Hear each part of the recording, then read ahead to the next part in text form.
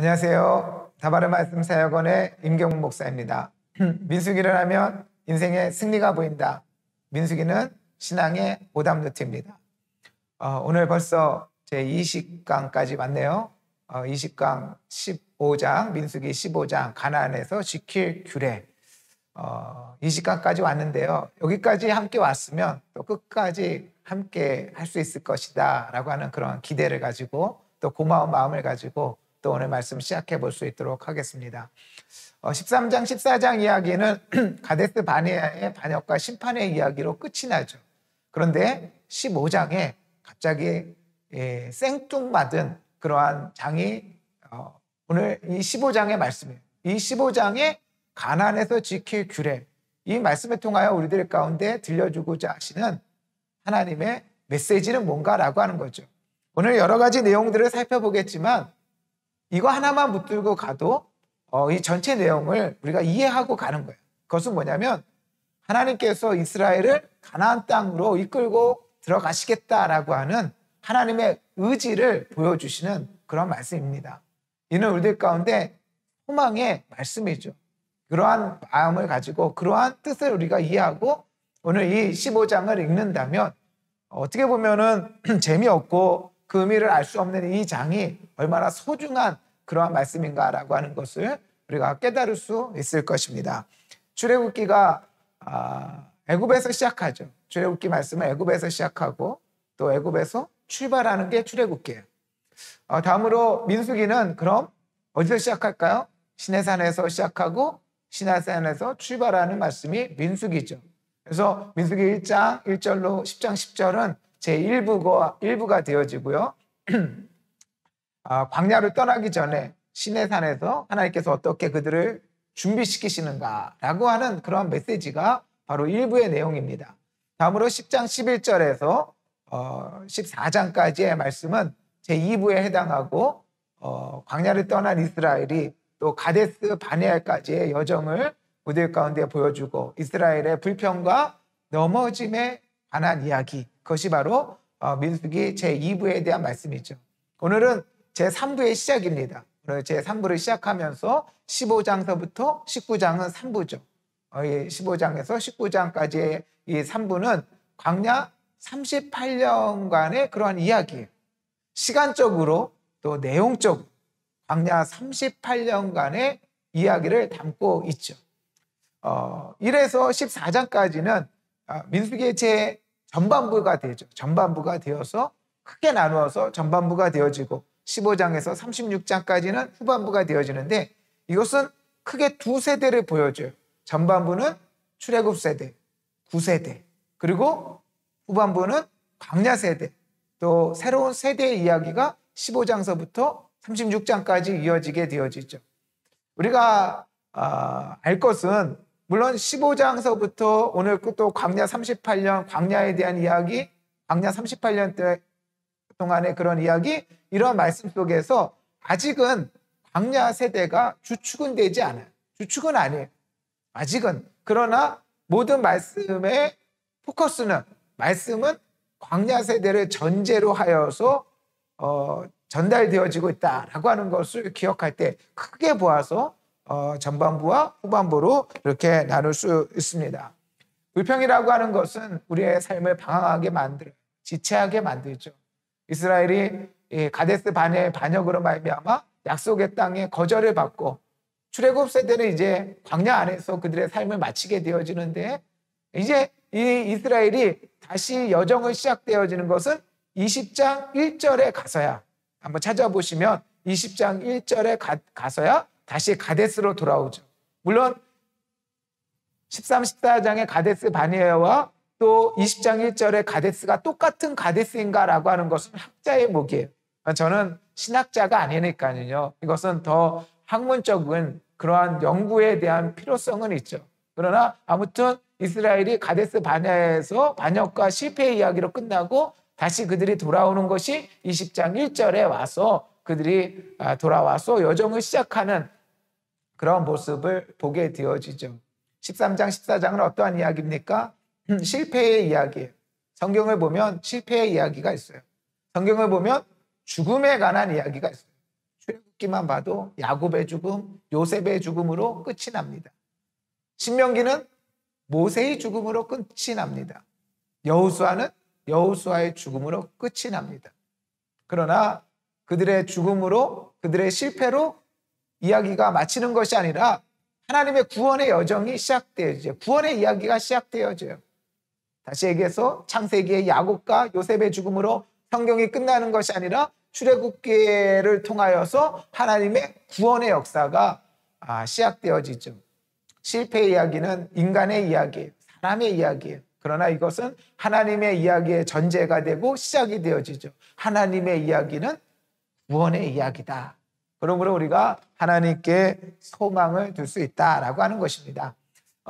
민수기 15장에는 크게 5부분으로 5가지 이야기가 있습니다. 소재와 전제의 이야기, 소재와 전제에 관한 규례, 두 번째는 거제에 관한 규례, 세 번째는 속죄제에 대한 규례, 네 번째는 안식일을 범한 자의 규례, 다섯 번째 마지막 옷단의 술에 관한 그러한 규례, 5가지 내용을 가지고 있습니다.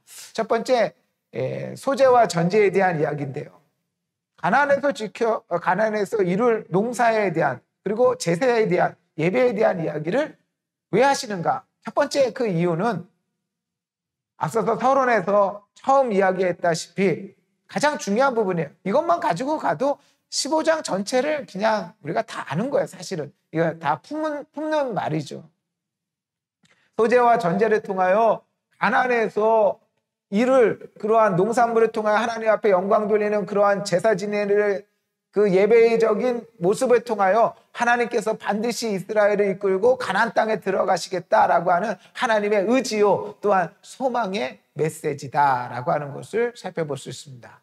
두 번째는요, 소재와 전제는 하나의 예배죠. 예배. 실패의 이야기 속에서, 좌절의 이야기 속에서 가장 회복해야 될 것이 무엇인가 라고 하는 것은 바로 예배다라고 하는 것을 우리들로 하여금 알게 해주죠. 무엇이 중요한가? 무엇을 회복해야 되는가?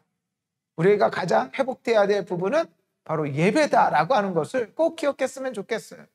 하나님과의 관계, 어떻게 보면 아무것도 아닌 것과 같은 그 일이 우리의 삶에 가장 중요하고 거기로부터 모든 문제가 풀리게 되어지는 거죠.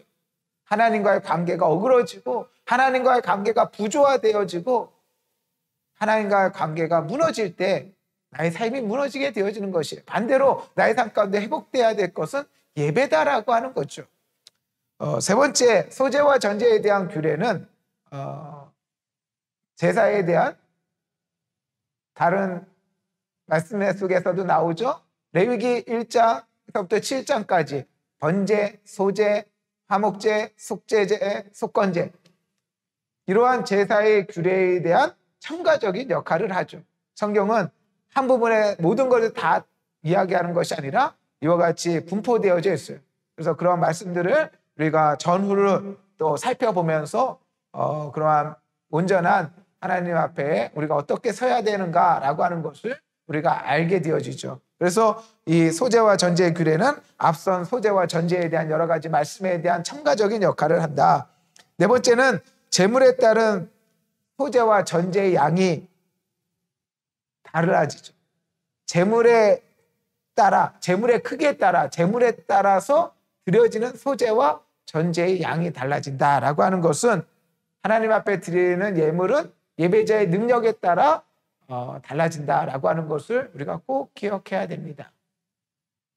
하나님 앞에 똑같은 양을 드린다고 하나님 앞에 똑같이 드리는 것이 아니에요.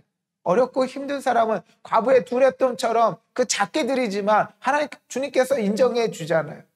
여기 있는 모든 사람들보다 더 많이 드렸다고. 그러나 반대도 마찬가지예요. 거기 있는 모든 사람들보다 더 많이 드린 사람이 어떻게 보면은 더 적게 드릴 수가 있는 거죠. 자기의 능력에 따라 하나님 앞에 최선으로 우리가 섬기고 또 드려야 된다라고 하는 것을 우리가 알 수 있게 되어져요. 도표로 한번 나갈 거예요. 도표로 보면 우리가 어린 양과 어린 염소 때 또는 수양 때, 숫송아지 때 어떻게 소재 양과 전제 양이 달라지는가 재물에 따라, 재물의 크기에 따라 드려지는 양이 달라지는 그런 모습들을 바라보죠. 마지막 5번째로 우리가 살펴볼 것은 이 소재와 전제, 이 예배에 대한 규례와 더불어서 이것이 본토 소생이나 우고하는 타국인에 대한 규례가 차별 없이 이루어짐을 통하여서 이스라엘은 단순한 혈연적인 그리고 폐쇄적인 공동체가 아니라 신앙의 공동체, 믿음의 공동체인 것을 알게 해준다라고 하는 그런 의미를 우리가 찾을 수 있습니다. 두 번째 규례는 거제에 대한 규례죠. 거제에 대한 규례는 소재와 전제에 대한 규례의 연속성 상에서 살펴볼 수 있고, 더 나아가 하나님 앞에 올려드리잖아요. 기쁨으로 또 올려드리는 이 모습을 통하여 하나님께서 이스라엘 가운데 주실 풍성한 결실을 또 기대케 하시는 그러한 말씀이 되어집니다. 세 번째, 부지 중에 지은 죄에 속하는 그러한 말씀인데, 속죄죄에 대한 말씀을 주시면서 이 말씀을 부지 중에 지은 죄, 우리가 그런 말 하잖아요. 알고 지은 죄, 모르고 지은 죄, 그런 말 하잖아요. 그래서 우리가 부지 중에 모르고 지은 그런 죄에 대한 규례를 이 말씀 속에 담음을 통하여 우리들 가운데 가르쳐주고자 하는 교훈은 무엇인가 라고 하는 거죠. 13장, 14장 가데스 바네아의 반역과 심판, 그리고 그 이후에 주시는 가나안에서 지킬 규례의 소망의 말씀을 주시면서 소망의 말씀만을 주시는 것이 아니라 그들의 경계를 하죠. 성경을 읽으면 성경 안에는 권면과 경계와 권면이 왔다 갔다 하는 것을 살펴볼 수 있어요. 그래서 어떻게 보면 소재와 전제, 거제까지는 분위기 좋잖아요. 하나님께서 해주신다는 거고, 또 우리들 가운데 약속하시고 우리들 가운데 소망을 불러일으키시는 그런 말씀이지만, 그런 말씀만 주시는 것이 아니라 부지 중에 지은 죄에 대한 규례를 통하여서 우리에게 경종을 삼는 거죠. 우리가 이 땅 살아가면서 죄를 안 짓는 것은 너무나 중요한 거예요. 얼마나 좋습니까? 죄를 안 짓고 살 수 있다면. 그러나 우리의 연약함을 비추어 보아서 우리가 죄를 안 짓고 살 수는 없어요. 보다 중요한 것은 어떻게 보면 우리들 가운데는 우리가 죄를 지었을 때 어떻게 그 죄를 처리해 나갈 것인가 라고 하는 것을 배워나가는 것이 어떻게 보면 연약한 우리들에게는 더 중요한 부분이 되어질 수가 있죠. 그래서 속죄제에 대한 규례 말씀 함께 살펴보고 또 자세히 살펴볼 수 있을 것입니다. 또한 이 부지 중에 지은 죄에 대한 규례를 통하여서 볼 수 있는 것은 회중의 죄와 개인의 죄에 대한 언급에서 재물의 차이가 남을 통하여서 가르쳐 주시는 그러한 바가 있어요. 우리는 흔히 하나님 앞에 개인적으로만 바르게 쓴다면 괜찮을 거다라고 생각하죠. 그러나 하나님 앞에 가면 깜짝 놀랄 거예요. 우리는 개인으로 설 뿐만 아니라 공동체적으로 하나님 앞에 선다라고 하는 것을 꼭 기억해야 돼요. 내 개인만 깨끗하고 내 개인만 잘하는 것이 아니라 내가 속한 이 공동체의 모습 속에서 하나님께서 판단하신다라고 하는 것을 또한 우리는 기억해야 돼요. 회중의 죄와 개인의 죄를 말씀 속에서 가르쳐주고 있다. 하나님께서 회중의 죄를 더 무겁게 여기신다라고 하는 것을 꼭 기억해야 된다라고 하는 거죠. 또 이 부지 중에 지은 죄에 대한 규례도 본토 소생과 타국인에 대한 동일한 규례가 선포됨을 통하여서 아까 이야기한 소재와 전제에 대한 연속성상의 메시지가 있죠. 폐쇄적인 공동체가 아니라 믿음의 공동체인 것을 보여주고, 이들은 다 하나님 앞에 똑같은 권리와 책임을 가진다라고 하는 그러한 부분을 우리가 알 수 있습니다. 네 번째, 안식일을 범한 자의 처형이 주는 교훈인데요.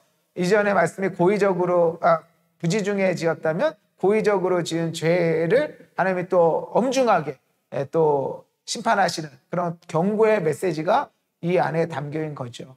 더 나아가 우리가 또한 기억해야 될 것은 믿음의 삶은 세상 사람들에게는 아무 의미가 없어요. 주일, 안식일, 주일 이런 개념은 믿음의 용어죠. 믿음의 사람들의 가치관이에요. 세상 사람들에게 있어서 주일이 어디 있어요? 그냥 쉬는 날이죠. 노는 날, 쉬는 날. 그러나 반대로 믿음의 사람에게 노는 날, 쉬는 날이 아니죠. 주일이에요. 주일. 하나님께 예배드리는 날이죠. 하나님께 나아가는 날이죠. 그분 안에서 공급받는 날이죠. 그분 안에서 안식하는 날이죠. 우리가 믿음의 삶의 원칙을 가지고 사는 것이 너무 중요하다라고 하는 것을 보게 되어집니다. 마지막 옷단의 술에 청색끈을 달아. 옷단 술에 대한 규례, 그 옷단에 술을 단다는 것은 고귀한 신분을 의미하고 더 나아가 거기에 청색끈을 단다는 것은 제사장적 신분을 의미하는 거예요. 엘닷과 메닷 사건, 민수기 안에 엘닷과 메닷 사건, 또 옷단 술에 청색끈을 다는 사건, 또 민수기 19장의 붉은 암송아지의 잿물, 이 같은 어떤 흐름을 가지고 있어요. 평신도의 어떻게 보면 오늘날의 용어이긴 하지만 평신도의 수준을 제사장급으로 승화시키는 그런 말씀들. 엘닷과 메닷, 나시린의 서원, 또 옷단가의 술, 붉은 암송아지의 잿물, 이러한 말씀들 통하여서 평신도의 신앙 그 수준을 신약처럼 너희는 왕 같은 제사장이요, 그렇죠? 왕 같은 제사장이요, 신분을 승화시키는 그러한 장면들을 우리가 살펴볼 수 있다라고 하는 것이, 저 레위인들, 저 제사장들, 하나님의 종들만이 하나님 앞에 헌신하고 거룩하고 온전히 쓰는 것이 아니라 모든 사람들이 하나님 앞에 바르게 서야 되고, 오히려 또 제사장급으로 하나님께서 그렇게 여기시고 그렇게 이끄시는 그러한 장면들을 이러한 말씀들의 교훈을 통하여서 우리가 살펴볼 수 있죠. 오늘 강의는 가나안에서 지킬 규례, 민수기 제15장의 말씀을 가지고 함께 나누었습니다. 다음 강의에서는 16장, 17장 보라의 반역과 그 심판에 대한 이야기를 가지고 함께 말씀 나눌 수 있도록 하겠습니다. 예, 감사합니다.